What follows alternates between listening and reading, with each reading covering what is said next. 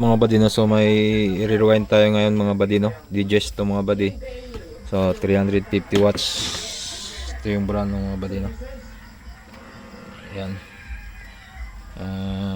Yan ang brand niya mga buddy, no? So nasunog ang coil nito, kaya i-rewind natin mga buddy, no? So ito, gamit natin pala nito pagtanggal ng cap mga buddy, ito mga buddy, hot air, no? Ito gamit natin. Tapos alalayan natin dito.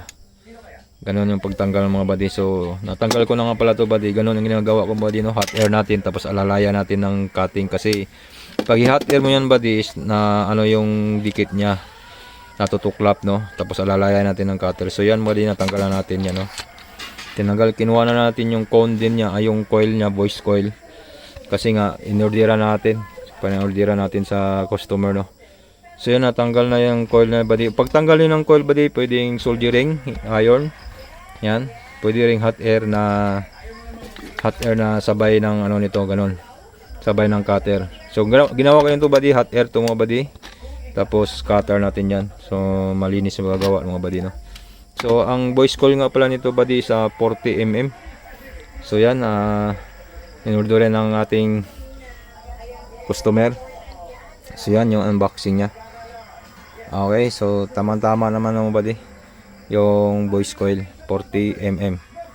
Okay, so ito na siya mga buddy, no, 40 mm. So ang paglagay natin mga buddy is lagyan natin ng stopper yan dito sa gilid, no? Lagyan natin ng stopper. Ang gamit natin is yung sa Mountain Dew mga buddy, yung plastic, no? Lagyan natin yung mga apat na ano. Okay, so lalagyan na natin yan mga buddy para malagay natin to. Tapos gamit natin mga buddy is epoxy lang mga buddy. Wala akong yung pang speaker mga buddy, no. So bumili rin yung customer ng epoxy. Ito, sana pwede ito mga buddy, no. Wala tayong pang speaker na ano talaga. Yan na lang, pwede naman siguro yan mga buddy, no. Okay, so lagay muna natin yung ganun.